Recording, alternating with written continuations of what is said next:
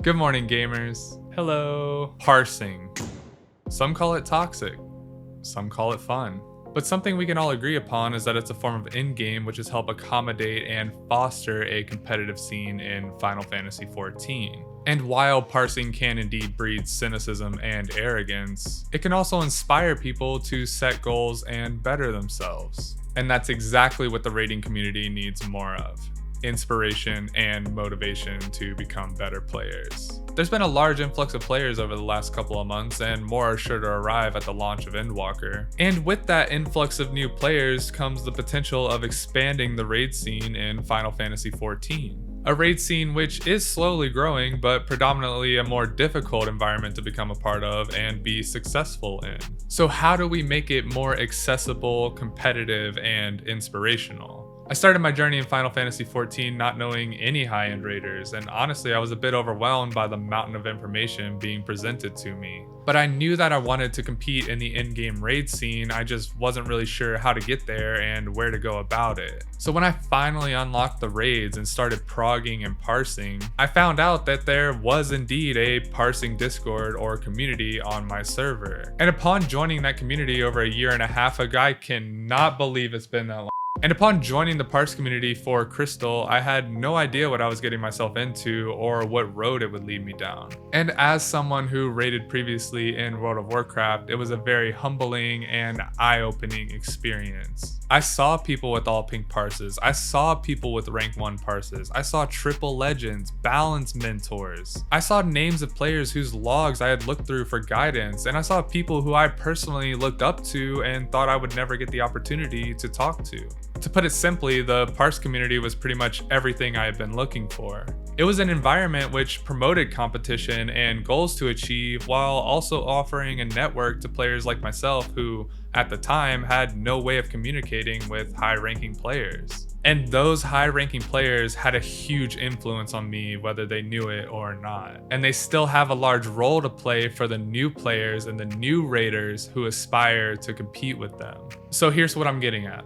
If you are indeed a player who parses very high, or you're in a high-ranking speed team, or you're a guide writer, or you're an influencer, or something along those lines, understand the position you are in and understand that there are players out there that are watching you.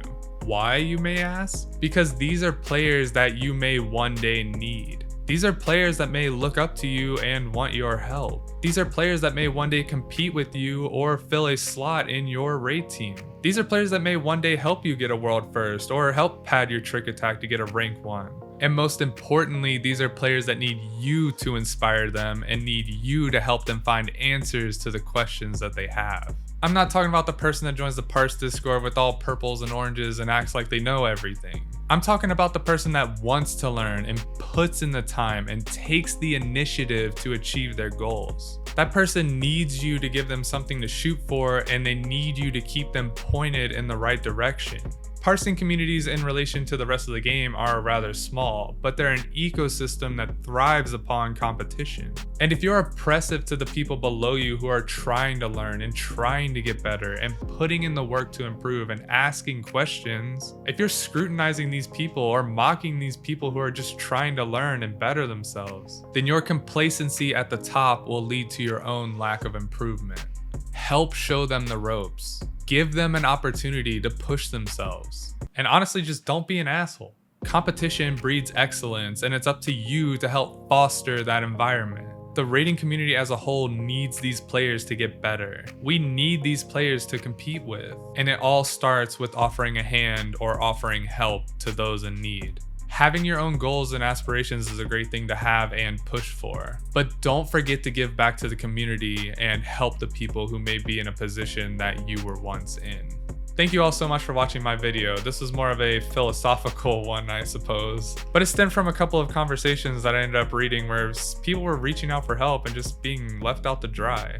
I understand that we can't help everyone all the time. I just want people to understand that you were once in their shoes. So I think it's a problem of people just taking for granted the opportunities that they've had and the things that have allowed them to get to the position that they are in. So I hope this video helps inspire and motivate you to inspire and motivate others. As always, if you have any questions or comments, feel free to leave them below, or if you want to drop by my Twitch stream, I'd be more than happy to chat with you. And if you haven't seen my XIV questions segment, which I've been doing on my Twitch stream, I do upload them to a playlist on my YouTube as well, so feel free to check those out. I hope to see you back next time, and I hope you have a great day. Goodbye.